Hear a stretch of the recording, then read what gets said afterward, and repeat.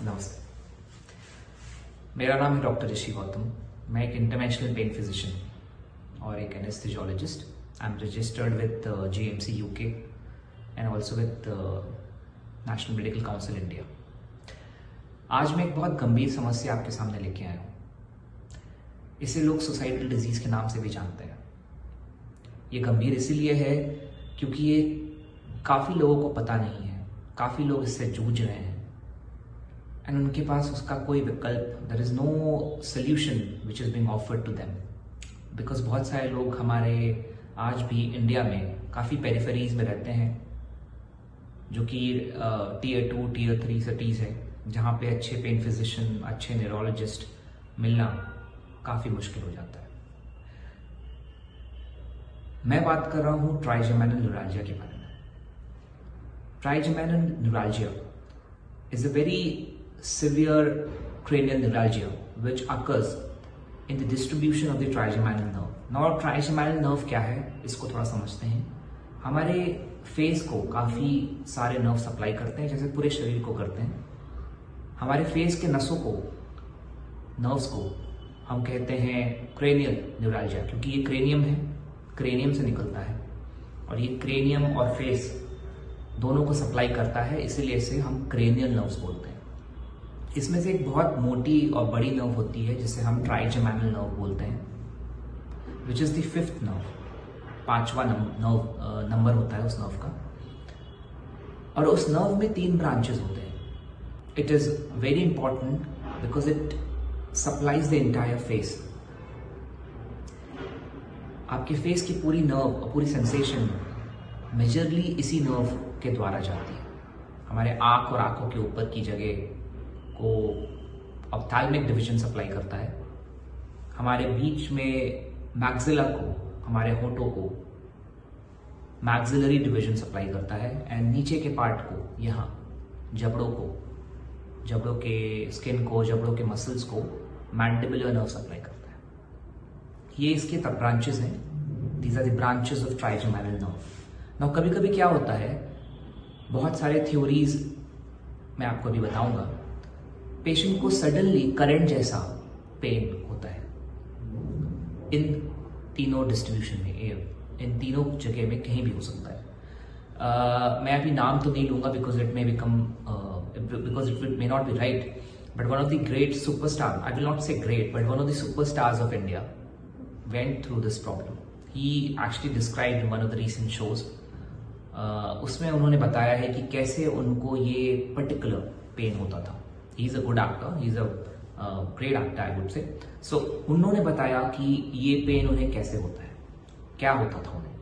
मतलब आप बिलीव नहीं करेंगे, कभी कभी इतना सिवियर पेन होता है कि उसको लगता है कि it is almost like a seizure, दौरा पड़ रहा है। पेशेंट को समझ में नहीं आता है कि क्या हो रहा है और वो इतनी ही जगह पे लोकेटेड होता है, अगर यहाँ या यहाँ कहीं भी हो सकता है, या दोनों जगह पे हो सकता है, या तीनों जगह पे हो सकता है। लेकिन ये काफी सिवियर होता है और काफी झटके के साथ आता है, करंट जैसा।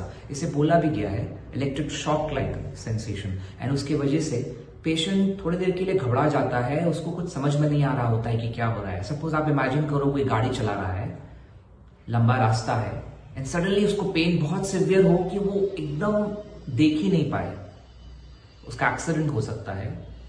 चलो एक्सीडेंट नहीं भी हुआ, वो घर में बैठा है, बात कर रहा है, सडनली उसको इतना पेन हुआ कि वो झटके से उठ जाता है and he rushes to the next room, भाग जाता है। तो उसको लोग क्या बोलेगा? सो उससे सोशल एंजाइटी होती है, सोशल प्रॉब्लम्स होते हैं, घर की रिलेशनशिप खराब होती है, जो कि मैं आपको पहले भी हमेशा हर वीडियो में बता रहा हूँ कि क्रॉनिक पेन में क्या क्या सोशल प्रॉब्लम्स होता है। वो काम कर रहा है, सपोज कोई, अगेन मैंने प्रोफेशन का ही बोला, कोई बहुत इंपॉर्टेंट डेलिकेट काम कर रहा है, कुछ बहुत महीन बड़े बड़े इंस्ट्रूमेंट्स के साथ या छोटे छोटे इंस्ट्रूमेंट्स के साथ भी काम कर रहा है, लेकिन बहुत महीन, बहुत कंसंट्रेशन चाहिए होता है उस काम में, एंड सडनली उस काम करने के दौरान उसको ये पेन हो जाए, आप सोचो उसके साथ क्या होगा। So because of all these problem, psychosocial, social, financial problem, pain तो है ही, उनके कारण the patient lands up into depression, and इसीलिए इसको सुसाइडल डिजीज बोला जाता था।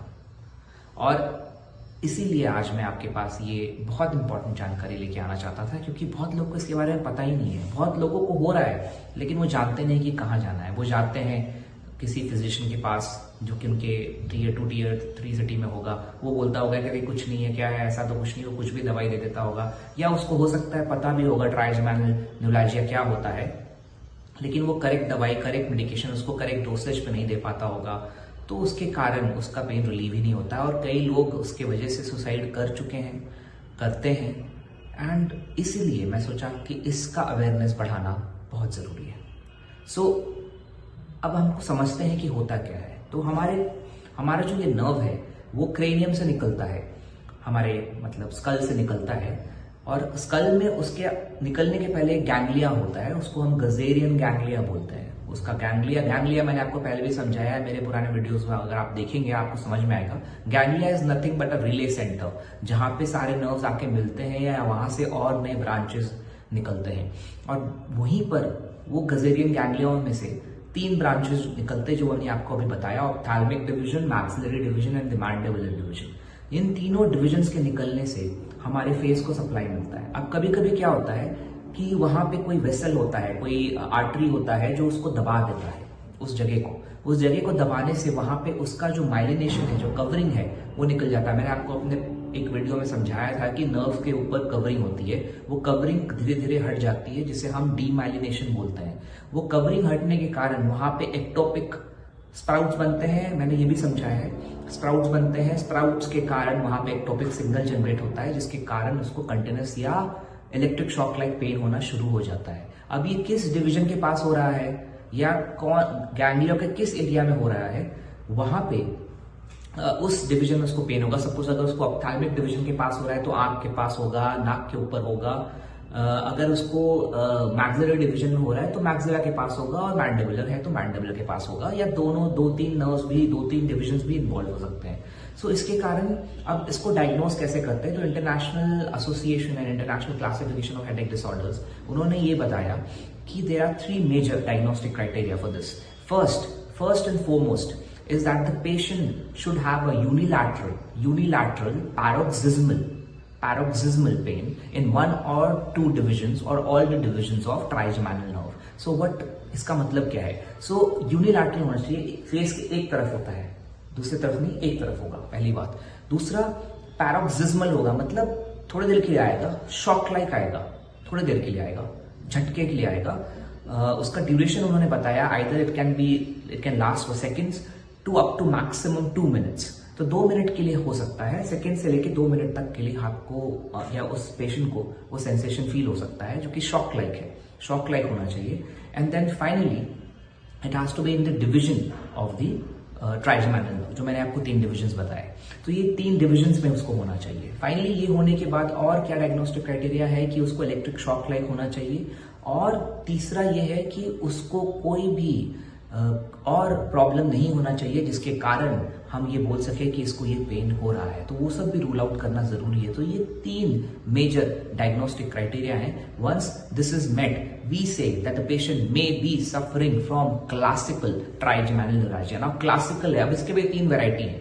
Trigeminal neuralgia can be of 3 types, classical, secondary and idiopathic. Now classical मैंने आपको समझाया, अब उसमें भी 2 वैरायटी है, कंटिन्यूस एंड पैरोक्सिस्मल। नाउ ऐसा नहीं है कि हमेशा पैरोक्सिस्मल ही रहता है, कभी कभी it of course it has to start as a paroxysmal pain, झटके से आना शुरू होता है। लेकिन कभी कभी अगर उसका ट्रीटमेंट नहीं मिला, क्योंकि जो मैं आपको बता रहा हूँ टियर 2 टियर 3 सिटीज में, या जैसे पुरानी हमारी धारणाएं हैं कि भाई पेन जो होता है वो हमें सहना जरूरी है, तो अगर वैसी धारणाओं के साथ चलेंगे तो फाइनली पैरोक्सिस्मल पेन क्या होगा, इट विल बिकम कंटिन्यूस। सो इसीलिए क्लासिकल कंटिन्यूस ट्राइजेमिनल न्यूरैल्जिया भी होता है। एंड फाइनली सेकेंडरी का मतलब है there has to be a secondary cause which is leading to the trigeminal neuralgia. Now secondary cause का क्या मतलब है, पेशेंट को मल्टीपल स्क्लेरोसिस हो सकता है, पेशेंट को कोई और सेकेंडरी इन्फ्लेमेटरी डिसऑर्डर्स हो सकता है, पेशेंट को कोई और ग्रैनुलोमा फॉर्मेशन हो सकता है, इन्फेक्शन हो सकता है, जिसके कारण वहां पे वो नर्व बस दब रही है, कोई स्पेस ऑक्यूपाइंग लेजन हो सकता है, मतलब इंट्राक्रेनियल ट्यूमर हो सकता है, जिसके कारण ये इशू हो रहा है, तो उसे हम सेकेंडरी बोलते हैं।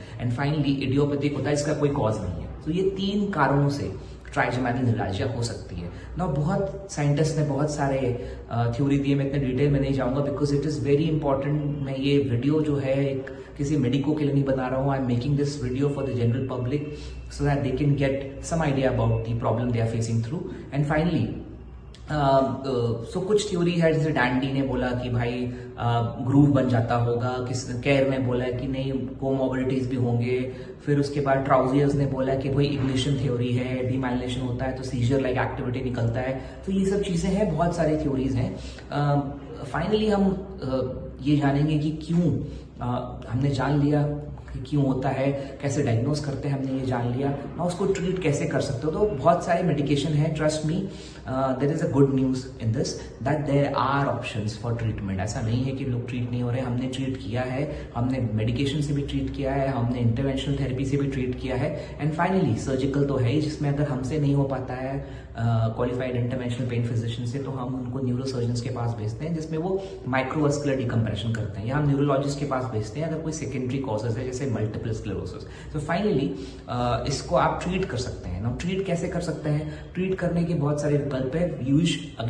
Whenever I treat my patients, I usually start from pharmacological and interventional therapy, and finally the surgical.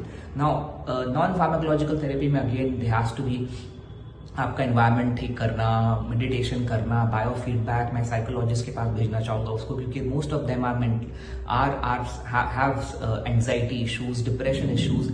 Finally music therapy, aroma therapy, all these things can be tried. And finally next में मैं उसको फिर drug start करूंगा next setting में, if this is not getting resolve by that.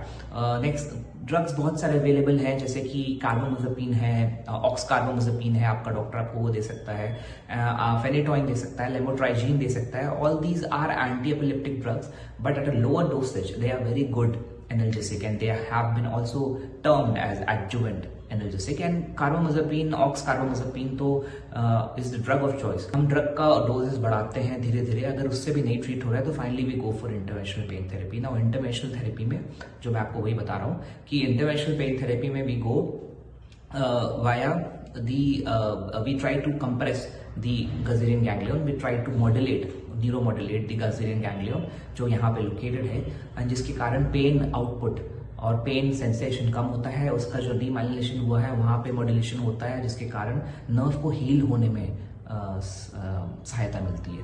सो इसमें हम peripheral block लगा सकते हैं, मैंडिबुलर मैक्सिलरी ब्लॉक लगा सकते हैं, या अगर वो नहीं हुआ तो हम फाइनली थोड़ा सा आप पेशेंट के क्रेनियम में जाके अंडर फ्लोरोस्कोपी गाइडेंस, जिसको हम इंटरवेंशनल टेक्निक बोलते हैं, वहां पे हम जाके गजेरियन गैंग्लियन को थोड़ा बलून कंप्रेशन कर सकते हैं, या तो रेडियो फ्रिक्वेंसी अब्लेशन कर सकते हैं, जिसके कारण वहाँ न्यूरोमॉड्यूलेशन होता है. न्यूरोमॉड्यूलेशन की बहुत सारी प्रक्रिया हैं, उसमें डिटेल में जाएंगे तो it will become a video for medico. But मैं इतना बताना चाहूंगा कि न्यूरोमॉड्यूलेशन का मतलब ये है कि कुछ चैनल्स होते हैं, वोल्टेज गेटेड चैनल्स होते हैं जो मॉडिफाई होते हैं. सोडियम बंद होता है, पोटेशियम खुलता है, जिसके कारण वहाँ डीपोलराइजेशन थोड़ा कम हो जाता है, जिससे वहाँ की सेंसेशन को थोड़ा आराम मिलता है. देन फाइनली जब साइकिल ब्रेक होता है, जैसा कि मैंने बताया नेगेटिव थिंकिंग, जैसे अगर हम पॉजिटिव में कन्वर्ट करते हैं तो साइकिल ब्रेक करते हैं नेगेटिव थिंकिंग का, वैसे ही अगर हम न्यूरोमॉड्यूलेशन का मतलब होता है कि हम उसमें कुछ ऐसा बदलाव लाते हैं, we bring about some changes in the nerve and the ganglia that the patient's pain cycle breaks, and once it breaks patient starts forgetting the pain. So psychological pattern भी हम ध्यान रखते हैं. And finally we also treat the organic or the structural issue of the nerve, so जिसके कारण उसका pen cycle break होता है, and finally patient gets relieved. So के लिए कुछ इमेजेस मैंने अपलोड किया है, मेरे वीडियो में आएगा, आपने देखा भी होगा. सो इससे आपको कुछ आइडिया मिला होगा. सो आई होप कि आपको इससे थोड़ी मदद मिले, और आप अपने घर में या अपने आसपास किसी को अगर इससे जूझते हुए देखें तो आप उन्हें एक ढंग के क्वालिफाइड इंटरवेंशनल पेन फिजिशियन के पास भेज सकते हैं, जो कि उनका प्रॉपर ट्रीटमेंट करने में उनकी सहायता कर सकते हैं. अगर आपको मेरा वीडियो अच्छा लगा हो तो काइंडली लाइक करिए, एंड उसे आप शेयर भी कर सकते हैं. एंड कोई आपको क्वेश्चन है तो आप मुझसे कमेंट में पूछ सकते हैं. आज के लिए इतना ही है. Thank you.